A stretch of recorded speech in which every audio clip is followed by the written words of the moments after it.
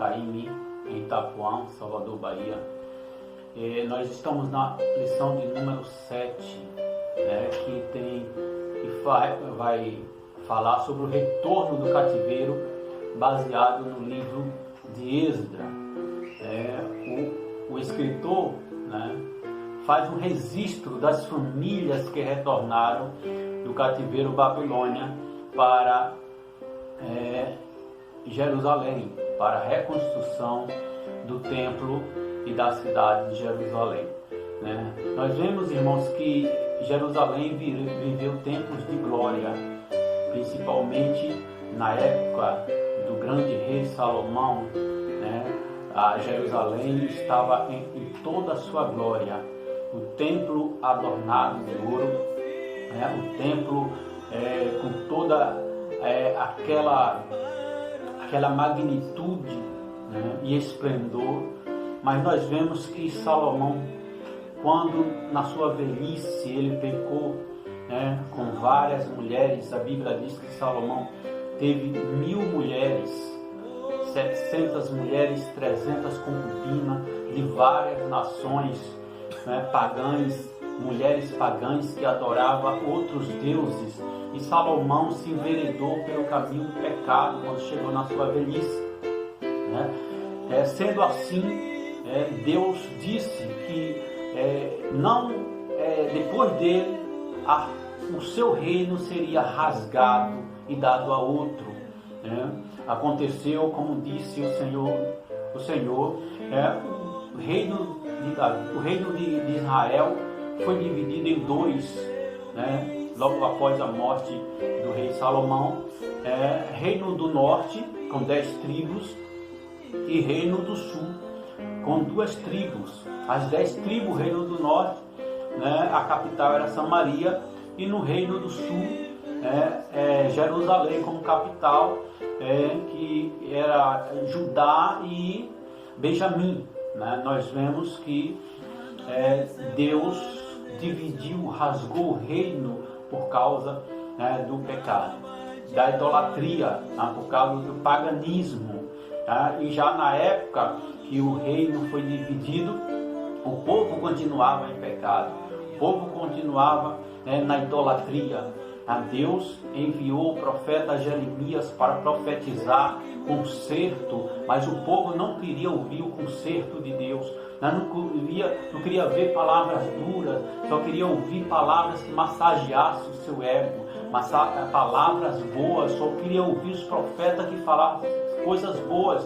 Mas a mensagem de Deus pelo profeta Jeremias foi uma mensagem dura, uma mensagem de conserto. Muitas das vezes, nesses últimos dias, nós temos entregado só mensagem que alivia, que massageia o ego, mas quando Deus fala fortemente que quer conserto dentro da igreja com o seu povo, muitos não querem ouvir o conserto de Deus, só quer receba a chave do seu carro, receba a chave da sua casa. Mas quando diz assim, receba a chave de fenda, que é o conserto de Deus, é o ajuste de Deus, muitos não querem receber. Então o povo, a nação de Israel, estava em pecado, mesmo com já a nação o reino dividido. Então Deus usa o profeta Jeremias para profetizar, e o povo passaria 70 anos cativo na Babilônia. E assim foi dito por Deus através do profeta, assim se cumpriu. A Bíblia diz que a Síria invadiu o reino do norte com a sua capital Samaria, e ali destruiu o reino do norte, levando cativos os nobres, os sábios, e deixando na terra os camponeses, porque era uma tática dos países invasores. Quando invadia, deixava as pessoas lá, os camponeses, para ali continuar ali lavrando a terra e enviando tributo para a nação que opressora. Então o que aconteceu? Porque a Síria invadiu o reino do norte, e ali deixando os camponeses, e trazendo da Síria e colocando no reino do norte assírios, pessoas pagãs, essas pessoas se misturaram com o povo judeu do norte, né? Nascendo ali uma raça mista, né? Que futuramente foi chamado de samaritanos, e inclusive não era considerado pelos judeus do sul, porque os samaritanos se tornou ali uma mistura, né, de raça, né, e nessa invasão da Síria no Reino do Norte. Consequentemente, Nabucodonosor, rei da Babilônia, invadiu o Reino do Sul, né, e aí destruiu a cidade de Jerusalém, destruiu o templo de Jerusalém. Levaram para a Babilônia os nobres, as pessoas mais inteligentes, e deixando lá só os camponeses, as pessoas mais pobres, levando as pessoas mais jovens para trabalhar na Babilônia. Um dos exemplos foi Daniel, Ananias, Azarias, Misael, né, que foi um dos 4 jovens de destaque, dentre muitos jovens e muitas pessoas que foram levadas cativo na Babilônia, cumprindo-se a palavra do Senhor pela boca do profeta Jeremias, que diria que o povo ia passar 70 anos cativo na Babilônia. Deus usou Nabucodonosor como vara de punição para cumprir a sua palavra através do profeta Jeremias. Então, Nabucodonosor invadiu o Reino do Sul, levando as pessoas cativas, destruindo Jerusalém, destruindo o templo, né? E logo após o reinado de Nabucodonosor, nós vemos que o reino Medo-Persa invadiu a Babilônia e aí conquistou a Babilônia, reinando logo após o rei Ciro, né? Que foi um rei também usado por Deus, embora não fosse judeu, né? Mas Deus usa quem quer, na hora que Ele quer, da forma que Ele quer. Então Deus usa o rei Ciro como instrumento de libertação.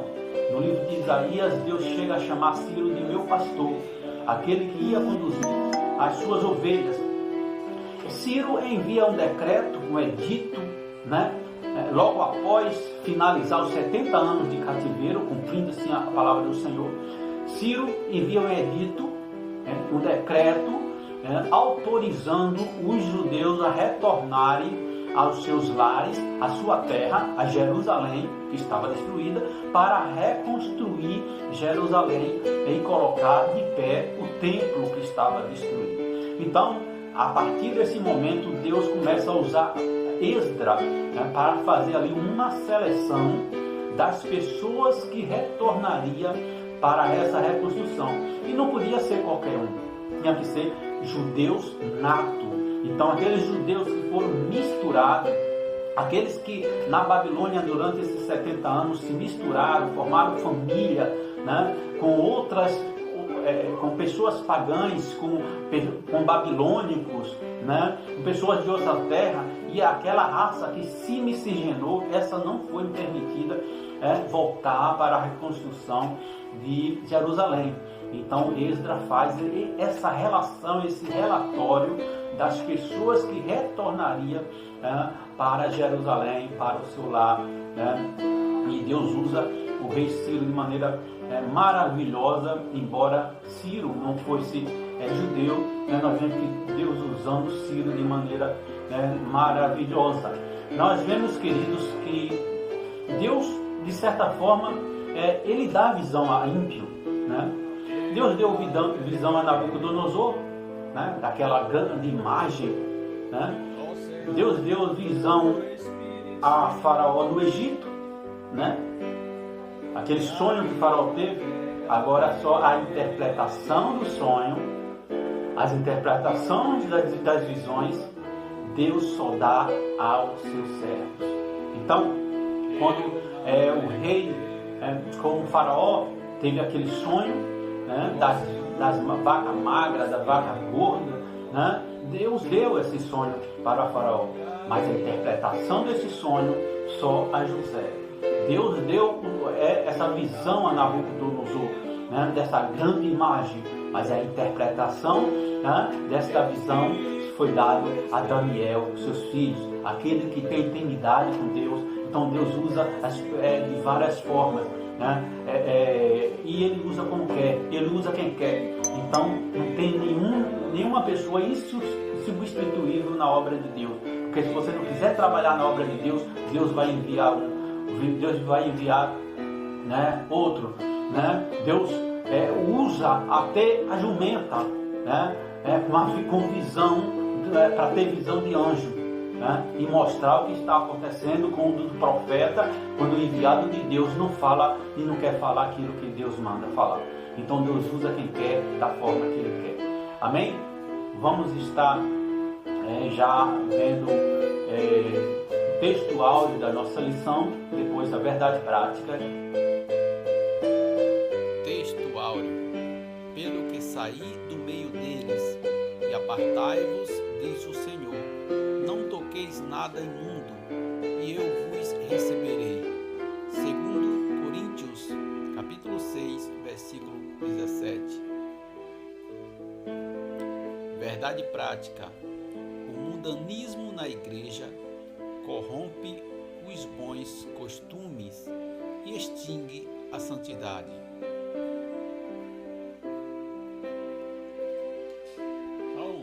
O objetivo geral da lição é compreender que o relacionamento harmonioso com Deus exige a separação do pecado e do mundanismo. A leitura bíblica em classe se encontra no livro de Esdras, capítulo 2, versículo 59 a 62, capítulo 4, do 2 e 3, capítulo 6, do 2 ao 4. Esdras, capítulo 2, versículo 59, diz assim: também estes subiram de Tel-Melá e Tel-Harsa, Querube, Adã e Mei, porém não puderam mostrar a casa de seus pais e sua linhagem. E de Israel eram os filhos de Delaías, os filhos de Tobias, os filhos de Necoda, 652, e dos filhos dos sacerdotes, os filhos de Abaías, os filhos de Cores, os filhos de Barzilai, que tomou mulher das filhas de Barzilai, o gileadita, e que foram chamados do seu nome. Estes buscaram o seu registro entre os que estavam registrados nas genealogias, mas não se acharam nelas, pelo que por imundo foram rejeitados do sacerdócio. Esdras capítulo 4, versículo 2 diz assim: chegaram-se a Zorobabel e aos chefes dos pais e disseram-lhes: deixai-nos edificar convosco, porque com vós buscaremos o vosso Deus, como também já lhe sacrificamos desde os dias de Esarhadon, rei da Síria, que nos mandou vir para aqui. Porém Zorobabel e Jesua e os filhos e os outros chefes dos pais de Israel lhe disseram: não convém que vós e nós edifiquemos casa a nosso Deus, mas nós sóis a edificaremos ao Senhor, Deus de Israel, como nos ordenou o rei Ciro, rei da Pérsia. Esdras capítulo 6, versículo 2 diz assim: e em Aquimetá, no palácio que está na província de Média, se achou um rolo, e nele estava escrito um memorial que dizia assim: no ano primeiro do rei Ciro, o rei Ciro deu esta ordem: com respeito à casa de Deus em Jerusalém, esta casa será edificada para lugar em que se ofereçam sacrifícios, e os seus fundamentos serão firmes, a sua altura de 60 côvados e a sua largura de 60 côvados, com 3 carreiras de grandes pedras e uma carreira de madeira nova, e a despesa se fará da casa do rei.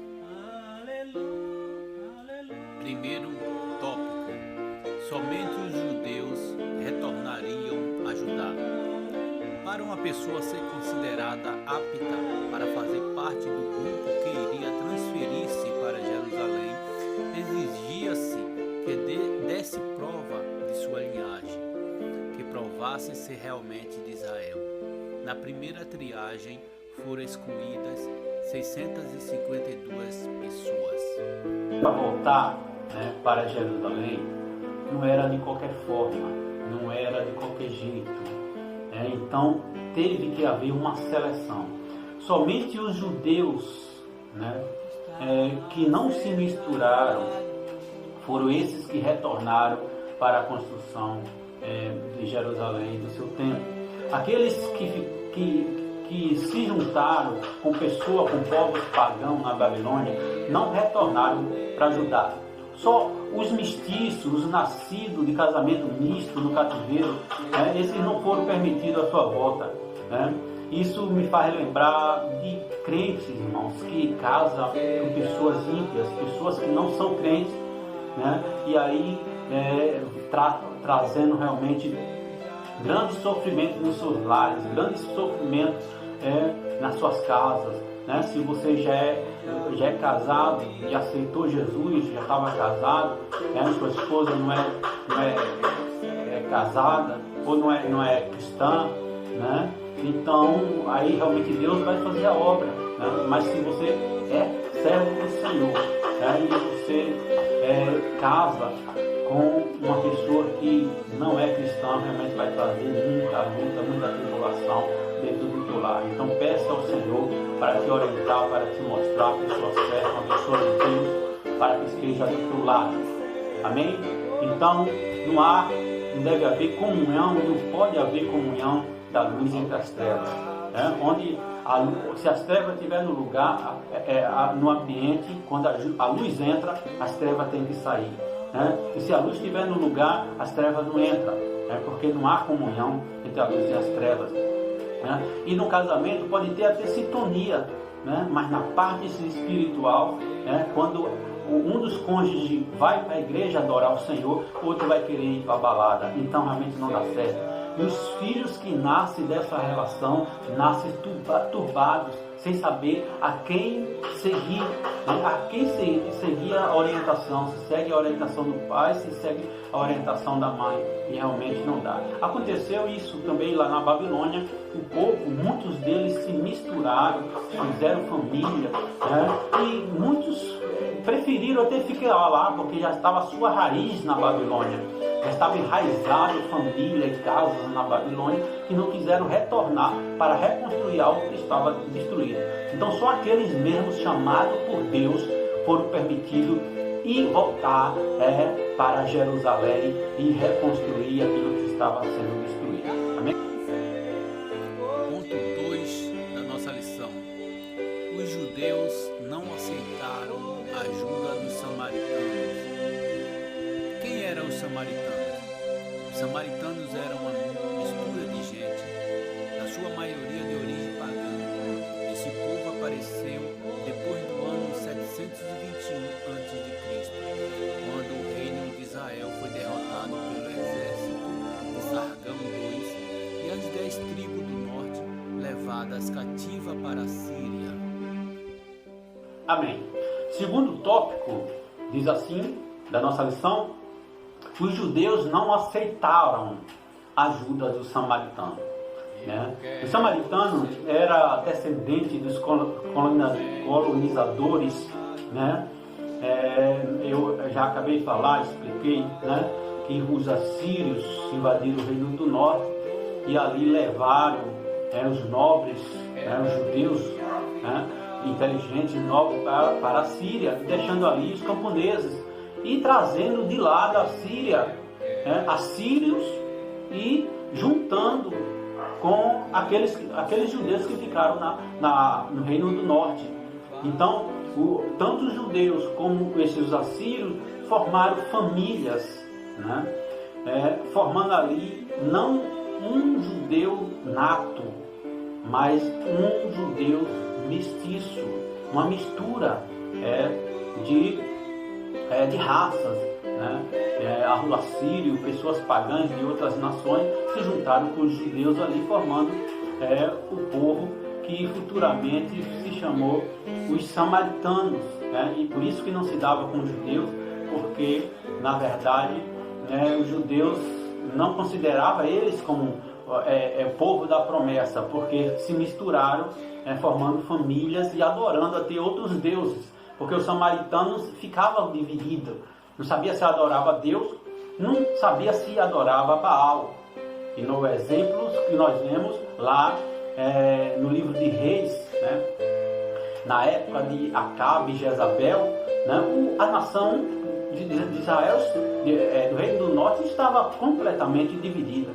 O povo não sabia se adorava a Deus, não sabia se adorava a Baal. E Deus levanta Elias, o grande profeta, né, e Elias faz um desafio ali no Monte Carmelo, e o Deus que respondesse com fogo, esse seria o Deus verdadeiro, porque o povo estava dividido, não sabia qual era o Deus verdadeiro, né? Então Deus chama Elias, e ali primeiro Elias conserta o altar, coloca o altar em ordem, né?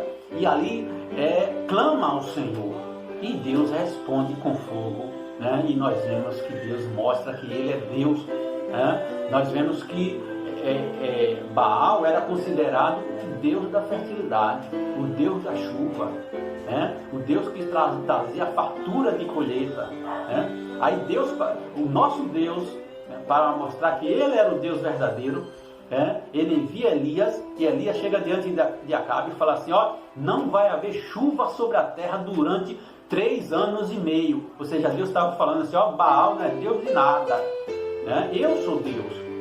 Então, através do profeta Elias, Deus mostra que Ele é Deus verdadeiro, o Deus que age, o Deus que traz fertilidade, o Deus que manda chuva, o Deus que dá fartura de colheita, né, de alimento, aquele Deus que sustenta. Mas se nós formos analisar o povo de Deus naquela época, o povo samaritano, os judeus do norte, estavam ali completamente dividido, não sabia se adorava a Deus, não sabia se adorava a Baal. Mas por quê? Porque houve essa mistura, né, de povos pagãos, né, com os judeus do norte, formando assim o samaritano, e ele era muito dividido, né, naquilo que servia. Nós vemos que, por isso, os judeus não consideravam, né, como pessoas da promessa. Em Jesus, nós vemos que Jesus quebra essa barreira, né, de separação, quando a Bíblia fala que era necessário Jesus entrar em Samaria. E Jesus entra em Samaria e tem um encontro com uma mulher, ali no poço. A mulher estava pegando água, e aí nós analisamos essa rixa dos judeus e dos samaritanos, porque nem um copo de água um samaritano dava um judeu. E o exemplo é quando Jesus pede água para beber a mulher no poço de Samaria. E a mulher fala: como pode tu, sendo judeu, pedir água a mim que sou samaritana? Então um não dava nem um copo de água, era completamente avesso ao outro, né? E nós vimos que Jesus quebra essa parede de separação. Mas na época, né, do retorno de Jerusalém, era muito difícil essa aproximação. Por que era difícil essa aproximação? Porque o povo vinham da Babilônia, de Samaria, adorando outros deuses, né? E querendo trazer a mistura de outros deuses, de outras práticas pagãs para dentro do judaísmo. Então isso realmente precisava não se aproximar para não se contaminar com outros deuses. E aí essas pessoas que se misturaram lá na Babilônia, assim também como os samaritanos na época de Neemias, na reconstrução do muro, os samaritanos quiseram, né, ajudar, quiseram fazer alguma coisa, e Neemias não aceitou. Assim mesmo foi na época do retorno de da Babilônia, que muitos judeus que estavam na Babilônia e tinham formado família com pessoas pagãs, quiseram voltar também junto, e não foi permitido o retorno dessas pessoas para a reconstrução. Eles diziam, mas eu adoro também o mesmo Deus que você adora, né? Mas na verdade nós vemos que tanto eles como os samaritanos eram divididos. Adorava a Deus, adorava Baal, adorava a Deus, adorava os deuses da Babilônia. Então por isso não era permitido. Então Deus não divide a sua glória com ninguém, né? Deus é Deus. Deus é o Deus verdadeiro. O resto é conversa fiada. Então, a Bíblia diz que nós não devemos servir a dois senhores, ou a Deus ou a Mamon. Cuidado com a teologia da prosperidade no dia de hoje. Porque muitos estão pregando só coisas materiais, estão esquecendo de Deus. E quando a palavra de Deus fala assim, não pode servir a dois senhores, ou a Deus ou a Mamon. E Mamon era o deus da ganância. Antigamente se adorava Mamon para pedir prosperidade, riqueza, fama. E a teologia da prosperidade está se filtrando em várias igrejas. Ponto 3 da nossa lição. Deus exige santidade do seu povo. Em toda a história do povo de Deus, observa-se que ele, para manifestar-se no meio do seu povo, exige plena santidade. Deus espera que o seu povo esteja sempre em comunhão com ele, vivendo separado do mal. Ponto 4 da nossa lição. Devemos manter uma vida de separação do mal. Os judeus mantiveram-se separados dos samaritanos. Se os judeus tivessem aberto a porta para uma união com os samaritanos, estes provavelmente teriam mostrado afável e pacífico no início, mas teria perturbado a união que havia entre os judeus. Vamos para o quarto e último tópico da nossa lição, que diz assim, devemos manter uma vida de separação do mal. E aqui eu vou falar alguns exemplos por que nós devemos viver uma vida separada do mal. Primeiro, a Bíblia fala assim, fugir da aparência do mal. É um conselho de Deus para nós, que nós possamos fugir da aparência do mal. Devemos ter uma vida separada do mal, porque, na verdade, a luz e as trevas não andam juntas. Esse é o segundo exemplo. A luz e a treva não andam juntas. Não tem como luz e treva andar juntos. Então, nós vemos isso. Nós vemos que Deus requer santidade. Santidade significa separação. Ser santo é ser separado. Ser santo é o puro não se misturar com o impuro. Ajudar para que Deus purifique aquele impuro. Mas andar junto, estar comungando, é muito perigoso. Então ore, ajude, mas peça a Deus que faça uma transformação na vida daqueles que precisam, mas não ande em roda de escarnecedores, porque Deus exige santidade do seu povo. Quarto exemplo é que a vontade de Deus que a gente fuja do mal. E o quinto é porque nós somos novas criaturas em Cristo, com vidas transformadas. Jesus transformou a nossa vida, diz que nós nascemos de novo, como Jesus fala para Nicodemos, necessário é nascer de novo. Então quando a pessoa aceita Jesus, ele nasceu de novo. No cartório de Deus, no registro, na certidão de nascimento, que é o livro da vida, está lá o seu nome. Então, no cartório de Deus, seu novo nome, sua cidade, a Nova Jerusalém, o seu pai, mostra quem é o seu pai, e nós passamos a ser filhos de Deus, e está tudo registrado. Você agora é nova criatura, vai viver em novidade de vida. Morra para o mundo. A Bíblia diz assim, se alguém está em Cristo, nova criatura é. As coisas velhas se passaram, eis que tudo se fez novo. Amém? Então que Deus em Cristo abençoe a todos. Se você gostou desse vídeo, eu estou começando agora, Dê o seu like aí, dê uma força aí, compartilhe aos seus amigos de WhatsApp, de Facebook, né?